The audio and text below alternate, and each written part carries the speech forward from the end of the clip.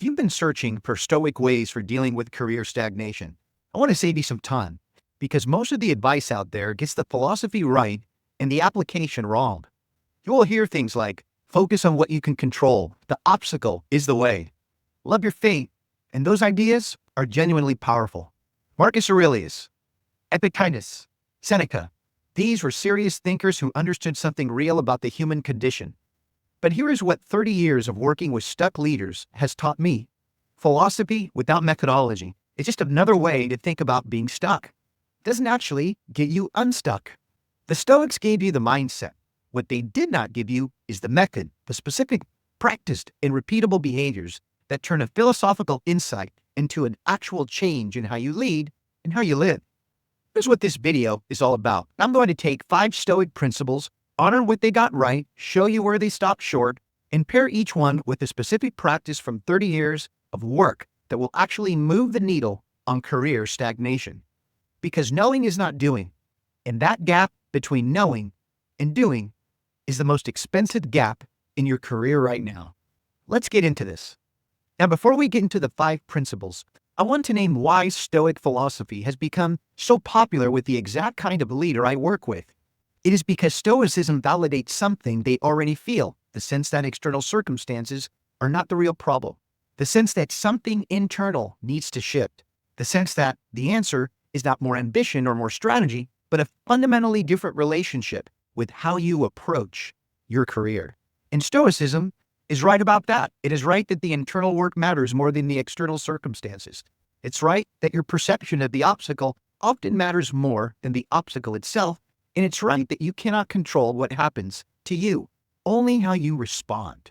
Where Stoicism stops, in my experience, is at the question of identity. The Stoics tell you to master your response to the world, but they do not spend much time asking you, who is responding? What is the identity underneath the response? Whose values are you protecting when you practice emotional discipline? Yours or the ones this system conditioned into you? That is where the conviction deficit enters the conversation, because a leader can practice Stoic principle perfectly and still be stuck. If the discipline is being applied in service of a performance, if the emotional control really just another way of editing yourself to fit the system, then you're not practicing wisdom. You're practicing a more sophisticated form of what I call ghost leadership. So here's what we're going to do. We're going to review 5 Stoic principles, each one honored, each one deepened, each one paired with the practice that moves it from philosophy to behavioral change. Principle 1, focus on what you can control. Now, this is the foundation of Stoic philosophy, the dichotomy of control. You cannot control the economy, the org chart, the promotion timeline, the politics, but you can control your effort, your response, and your character. And that is true. It is genuinely useful, specifically for leaders who have been spending their energy trying to manage things they cannot manage. But here's where I want to push a little bit this topic further, because in 30 years of sitting with leaders, I've noticed something. When a stuck leader hears focus on what you can control, they almost always interpret it as focus on your work, do a better job, increase your output, be more disciplined about your time and priorities. And that is the wrong interpretation, because the thing you can control that actually matters when you are stagnant, it's not your work, it's your identity. Focus on who you are, not on what the system rewards, not on what the next review cycle requires, not on the version of yourself that earned the last promotion. Focus on the leader you actually are underneath all the adaptations. See, most career stagnation is not caused by a lack of effort. It is caused by a misalignment between who you are and how you're leading. The system trained you to perform, and the performance got you the results until it didn't. And now you're stuck. Not because you stopped performing well, because the performance was never the real thing. At some point, the marketplace, your team, your own body starts to know the difference. The Stoics say, focus on what you can control. And I say, the most important thing you can control is who you are in the room. Not what you do, but who you are. Can you describe your personal brand in 2 words? Not your role, not your output, who you are. My brand is distilled into 2 words, identity enabler. Those 2 words contain everything. If you cannot answer that question clearly, That is the reason you're stagnant. Again, it's not the org chart, not the economy. The fact that you are leading from a borrowed identity instead of your own. Define 2 words this week. Write them down. Let them become the compass for every decision you make. Principle 2. The obstacle is the way. This principle, drawn from Marcus Aurelius, says that the impediment to action advances the action. What stands in the way becomes the way. It's a powerful idea, and for a stuck leader, it reframes stagnation from a wall into a doorway. The very thing that is blocking you contains the lesson you actually need to move forward. I agree with that completely, but I want to add a little something that the Stoics leave out. The obstacle is only the way if you can see the way clearly, and most stuck leaders cannot see the real obstacle. They think the obstacle is external, the boss who does not see their value, the organization that will not create the right role, the market that's too competitive, the economy that's too uncertain. These are circumstances. They're actually not obstacles. The obstacle almost always is the conviction deficit, the gap between who you privately know to be and what you publicly said. The distance between the leader you are and the leader you have been performing as. That gap is the obstacle, and it is the way.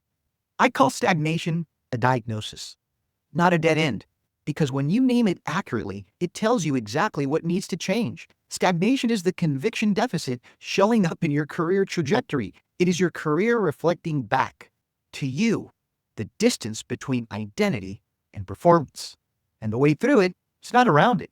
It's directly through the gap itself. So with that in mind, answer this question honestly. What do you do right now in your current role that the people who most need to hear it haven't heard it yet? That's your obstacle. That specific, named untruth. It is also your way forward. Because the moment you say it, you stop being stuck. Not because the external circumstances change, because you change. You stop managing the gap and start closing it, one honest conversation at a time. Principle 3. Memento mori. Remember that you'll die. See, the Stoics use this as a daily practice to maintain perspective that life isn't finite. Do not waste your life on things that don't matter. Act with urgency because time is not unlimited. See, I respect that principle deeply and want to bring it into the career conversation in a way that most Stoic advice does not. Your career has a timeline, and that's not morbid. It's a fact. And the conviction deficit compounds daily. Every day you spend performing instead of leading from identity, the gap actually widens.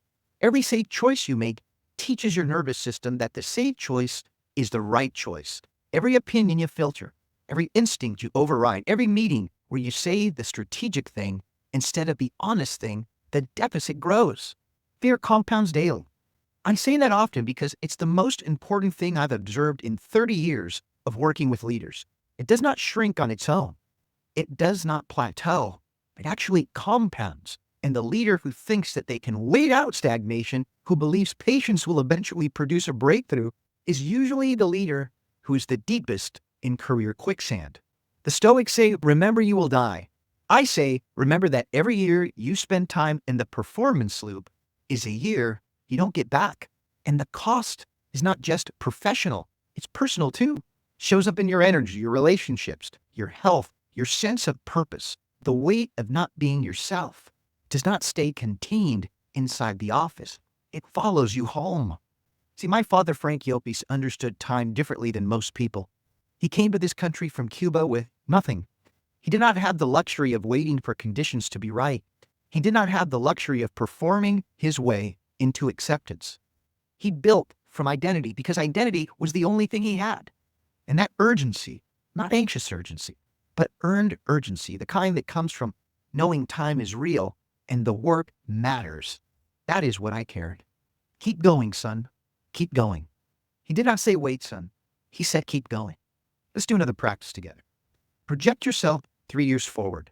If nothing changes about who you are leading or how you're leading right now, if you continue performing, filtering, playing the stagnation out, where will you be?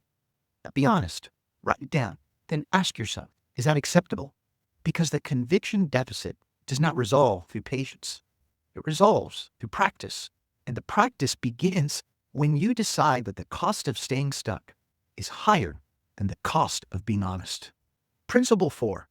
Premeditatio malorum. The premeditation of adversity. The Stoics practiced visualizing worst-case scenarios so that when difficulty arrived, they were not destroyed by it. They had already sat with the fear for a bit. They had already imagined the loss. And that preparation created resilience. It was genuinely wise. And it maps directly onto something I've been teaching for years. See, I've identified 4 fears that operate in every professional environment. Every leader carries some version of them. And during career stagnation, they actually intensify because the structures that were managing them, your title, your team, your established relationships, your track record of results, feels less secure. Fear number 1, the fear of not being valued. You've done the work, you've delivered the results, but the recognition is not coming. And you start to wonder if the organization actually sees what you bring. Now, this fear drives people, please. It drives overwork. It drives the compulsion to prove yourself in ways that exhaust without advancing you. Fear 2, the fear of being seen as different. Your perspective, your background, your way of thinking does not fit the dominant culture of the organization. And rather than leave from that difference, you hide it. You assimilate. You round off the edges that make you distinctive. And in doing so, you eliminate the very thing that makes you irreplaceable. Fear number 3, the fear of hidden agendas, the politics, the maneuvering, the conversations that happen without you in the room. See, this fear creates vigilance. It creates the instinct to protect rather than build. And it keeps you operating defensively when stagnation requires you to take offense. Fear 4, the fear that you cannot be yourself. This is the widest one by far, the most corrosion.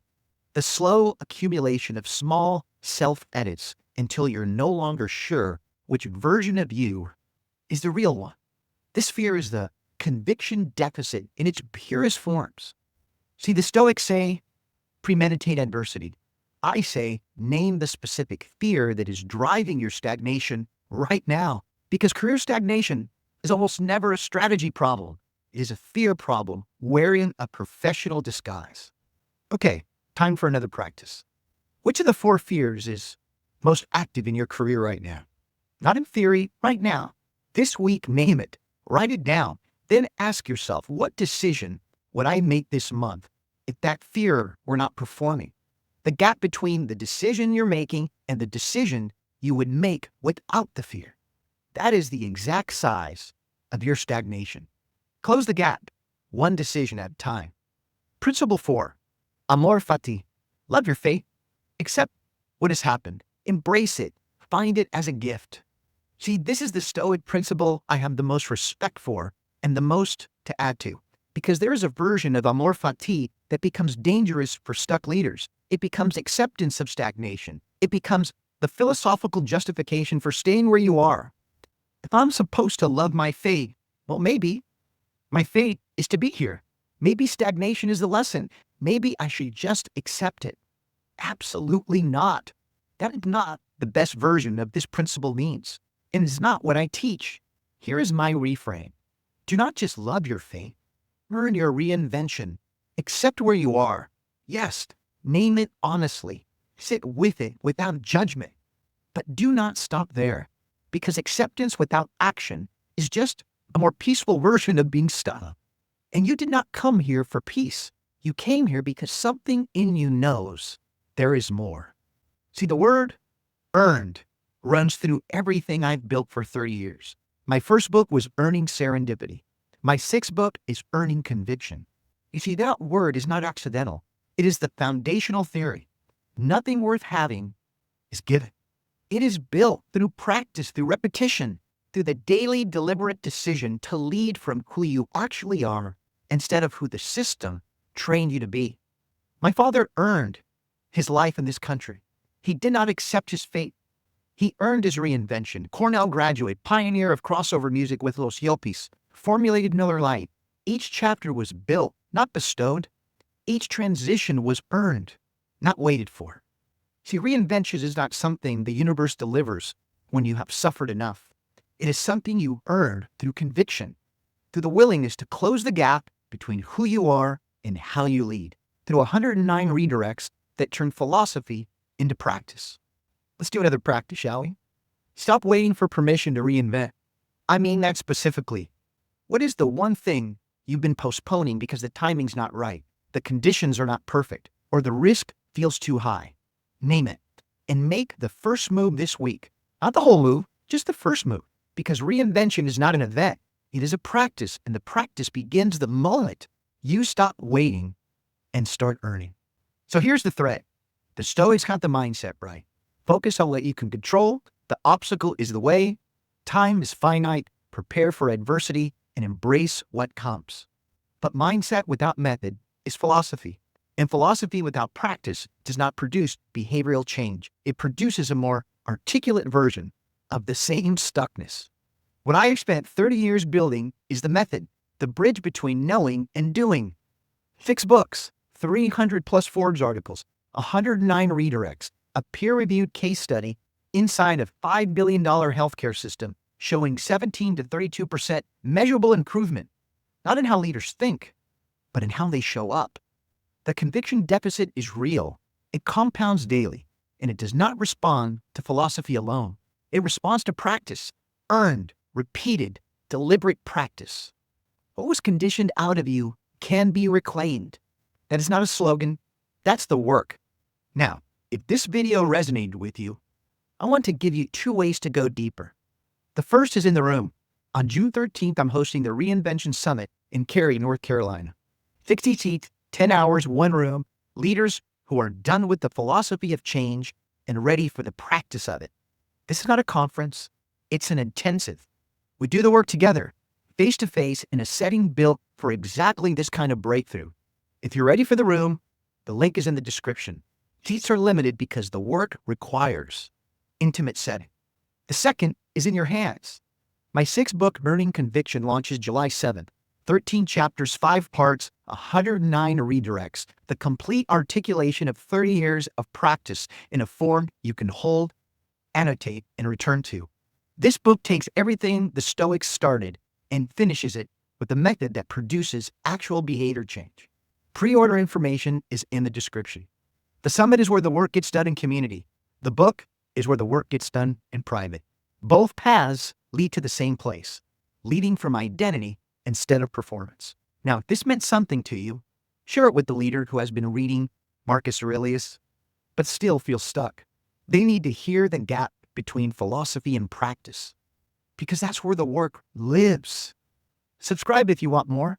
I'm going to keep going deeper on conviction, on identity, and what it actually takes to lead as yourself in organizations that were designed for something else entirely. The individual defines the business, not the other way around. I will see you in the next one.